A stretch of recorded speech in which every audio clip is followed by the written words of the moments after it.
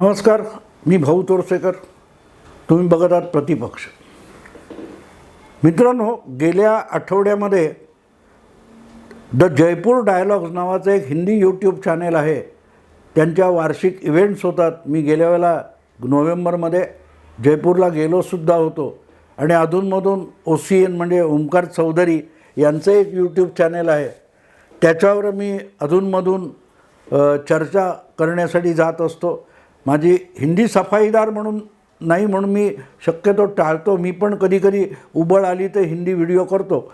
असो, तर त्या जयपूर डायलॉगच्या गेल्या आठवड्यात झालेल्या चर्चेमध्ये मी सहभागी झालो होतो आणि संजय दीक्षित या तिथल्या अँकरने मला असा प्रश्न विचारला. प्रमुख ते आहेत संपादक.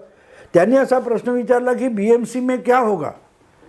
मुंबई महापालिकेच्या निवडणुका जवळजवळ वर्ष दीड वर्ष आता रखडलेल्या आहेत आणि मुंबई महापालिकाच नाही तर जवळजवळ 15पेक्षा अधिक महापालिका गेल्या 2 ते 3 वर्षापासून रखडलेल्या आहेत.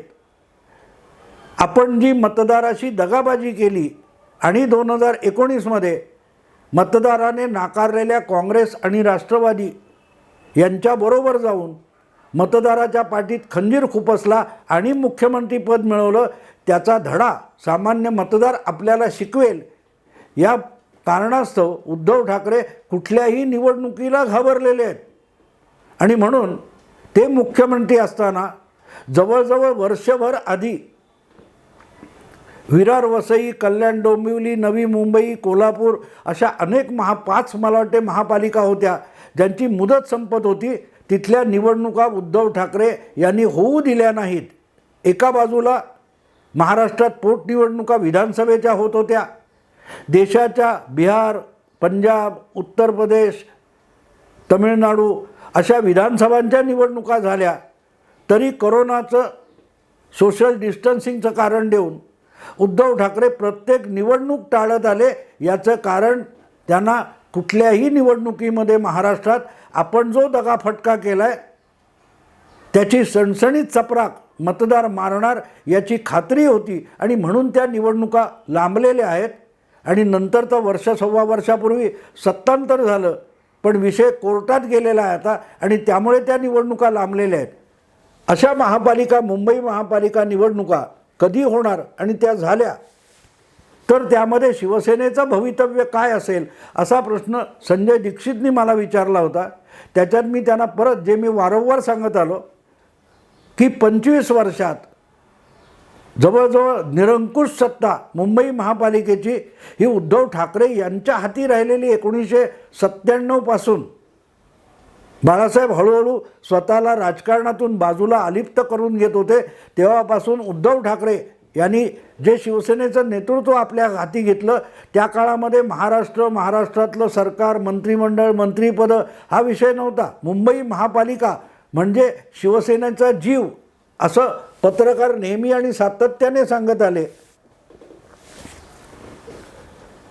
आणि ती 25 वर्षाची शिवसेनेची मुंबई महापालिकेतली सत्ता ह्या करोना काळात तिथे काय प्रशासक नेमला गेला आणि मुदत संपण्यापूर्वी निवडणुका घेतल्या गेल्या नाहीत त्यामुळे रखडलेली आहे. आणि तो प्रशासक नेमणं किंवा निवडणुका टाळणं हा उद्धव ठाकरे यांचा मुख्यमंत्री म्हणून घेतलेला निर्णय होता. आज ते सगळ्यांना हिंमत असेल तर वगैरे सांगतात. तर अशा मुंबई महापालिका निवडणुकीत आता फुटलेल्या शिवसेनेचा आणि उरलेल्या उद्धव ठाकरे यांच्या शिवसेनेचं काय होईल असा प्रश्न मला संजय दीक्षित यांनी विचारला होता. आणि त्याचं कारण सरळ होतं की माध्यमातून सतत मुख्यमंत्रीपद गमावलेले उद्धव ठाकरे यांच्याविषयी मुंबई आणि महाराष्ट्रामध्ये सामान्य मतदाराला प्रचंड सहानुभूती आहे असे जे ढोल पिटले जातात त्यामुळे हा प्रश्न विचारला गेला होता. आणि मी त्यांना स्पष्टपणे सांगितलं की आत्ता 2022मध्ये काय झालं असं माहीत नाही पण 2023मध्ये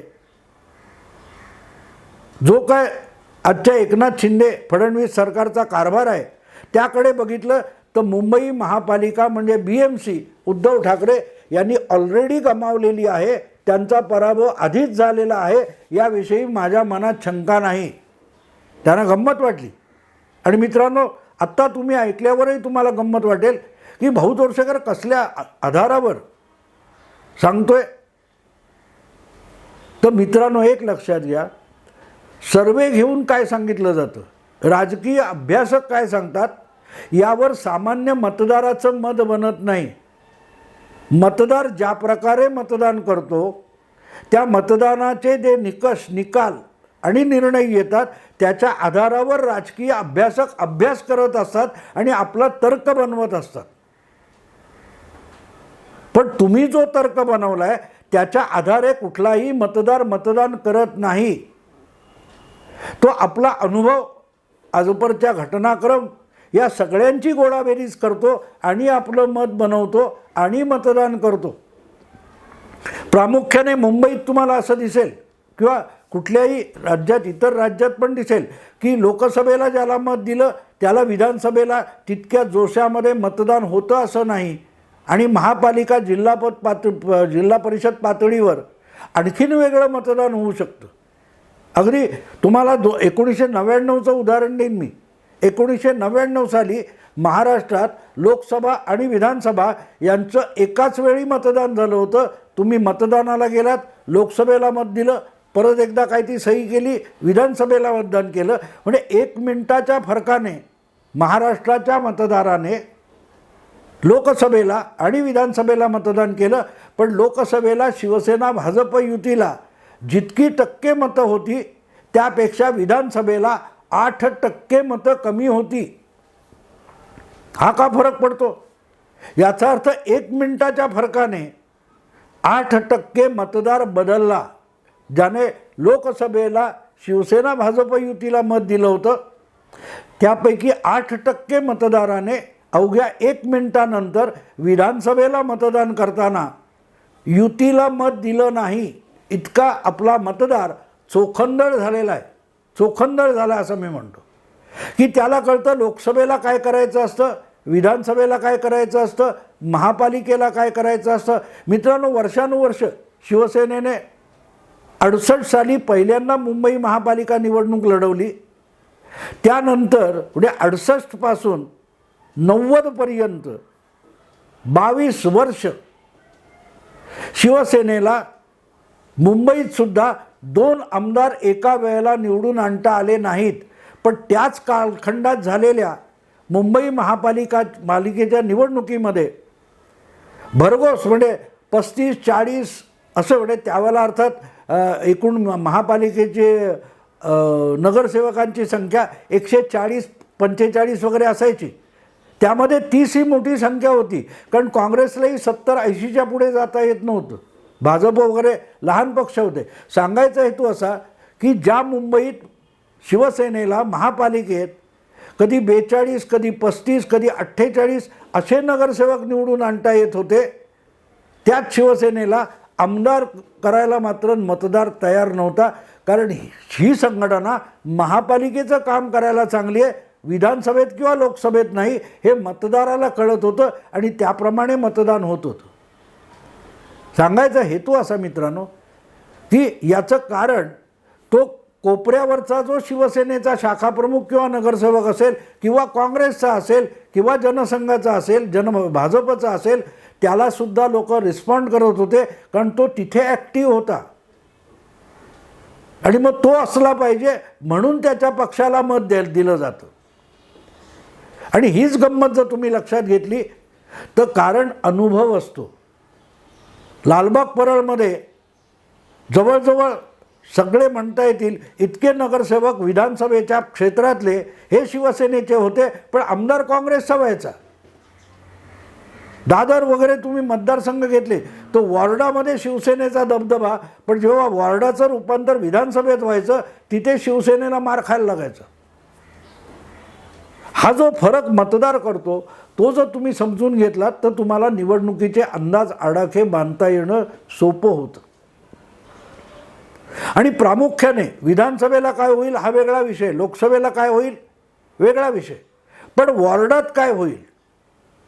आणखीन एक गंमत तुम्हाला सांगतो मित्रांनो. राम नाईक यांचा 2000 मला वाटते 9च्या निवडणुकीमध्ये उत्तर मुंबईमध्ये पराभव झाला लोकसभेला, ज्यांनी जवळजवळ 3-4 लोकसभा जिंकल्या होत्या.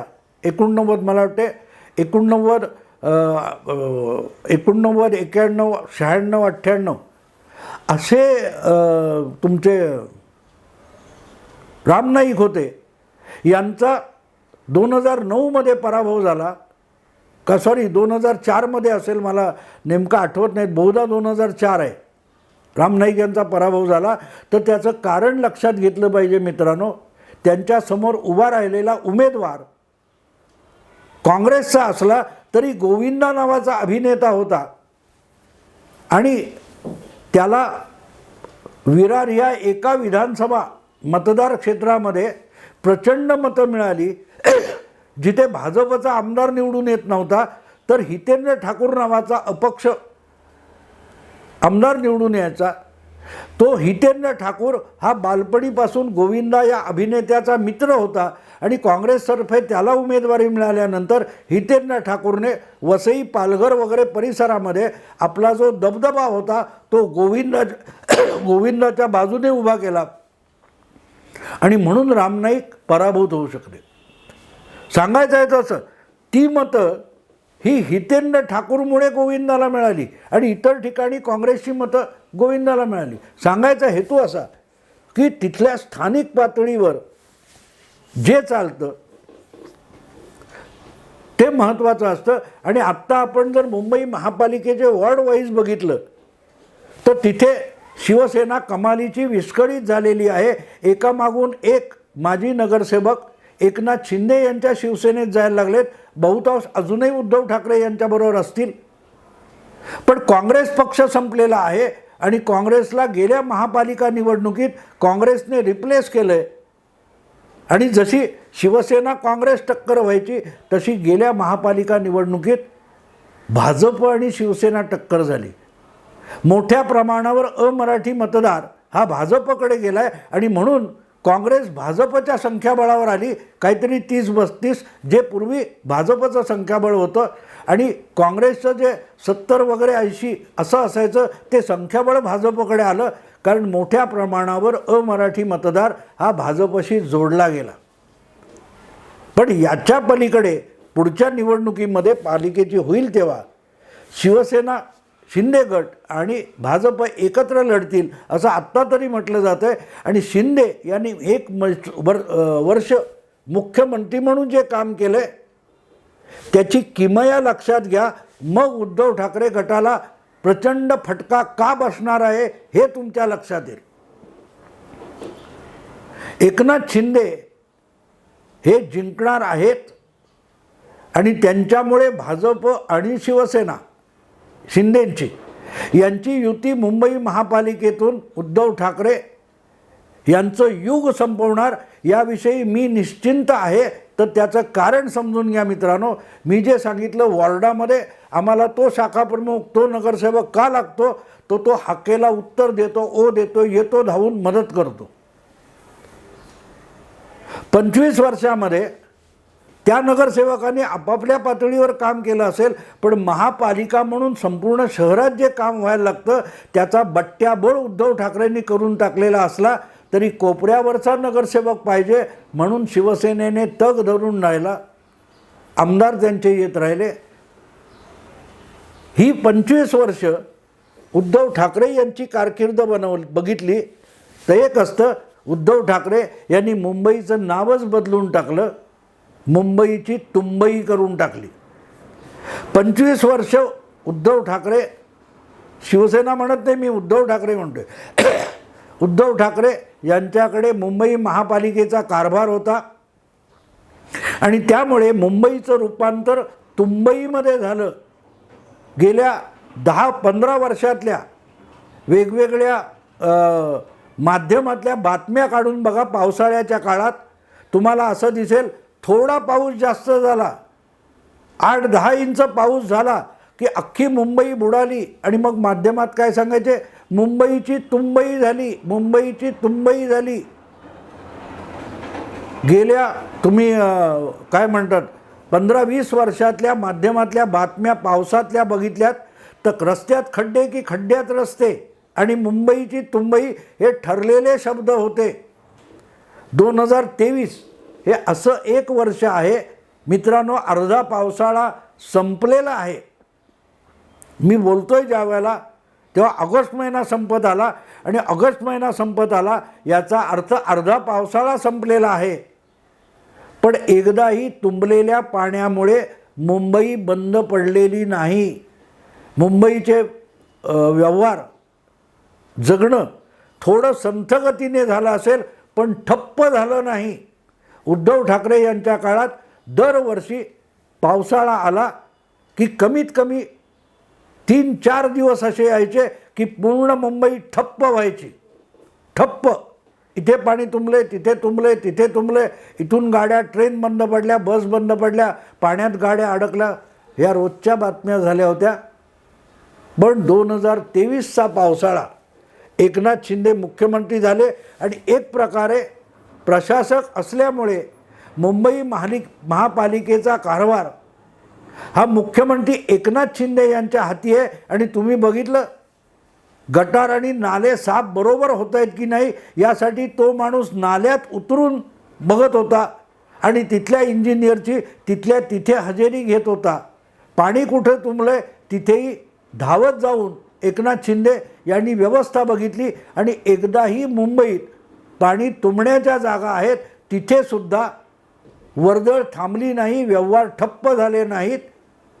एकनाथ शिंदे यांनी 1 वर्षाच्या काळामध्ये मुख्यमंत्री म्हणून आणि मुंबईचा कारभार आपल्या हाती घेतला किंवा कारभारी झाले.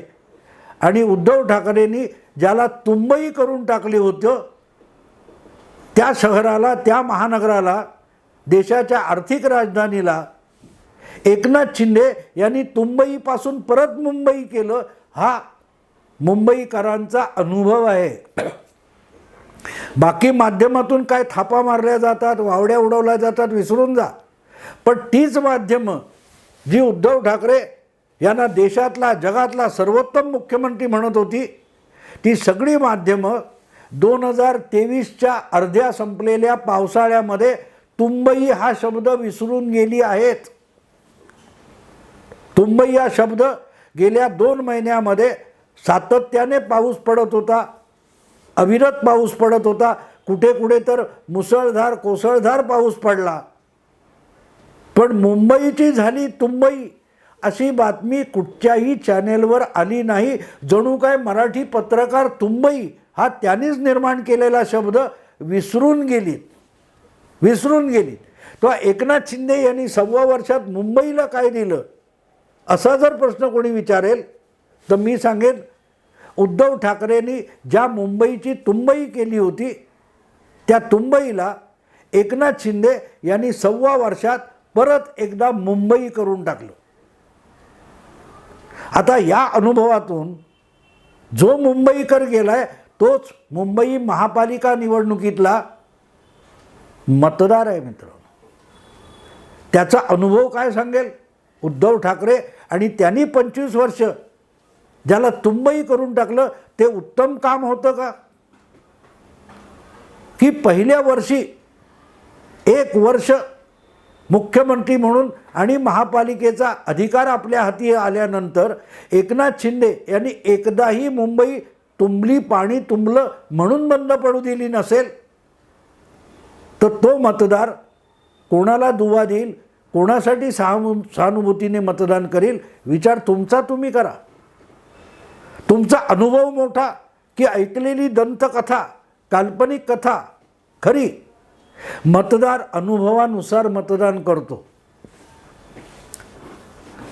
गुजरात असो, उत्तर प्रदेश असो, अनेक राज्यामध्ये भाजपच्या आणि मोदींच्या विरुद्ध खूप अवया पिकवण्यात आल्या. पण मतदाराने मतदान करताना आपला जो अनुभव आहे त्याप्रमाणे मतदान केलं. उत्तर प्रदेश, गुजरात इथली भाजप सरकारं टिकवून ठेवली. राजस्थान, छत्तीसगड, मध्य प्रदेशमध्ये त्याच मतदाराने भाजपला विधानसभेत पाणी पाजलं, लोकसभेत निवडून दिलं. कारण तो मतदार अनुभवावर मतदान करतो. मुंबईकर जनता जी आहे तिला उद्धव ठाकरे आणि आदित्य ठाकरे यांनी गेल्या 25 वर्षात काय दिलं, या प्रश्नाचं उत्तर मुंबईची तुंबई करून टाकली असेल तर मग वर्षभरात एकनाथ शिंदे यांनी मुंबईसाठी काय केलं याचं उत्तर शोधावं लागतं.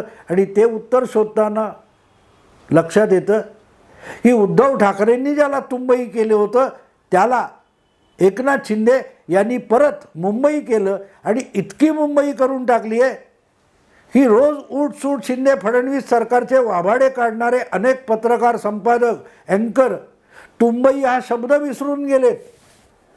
मराठी माध्यमाला यावर्षी गेल्या 2-2.5 महिन्यामध्ये तुंबई हा शब्द वापरण्याची हिंमतसुद्धा उरलेली नाही.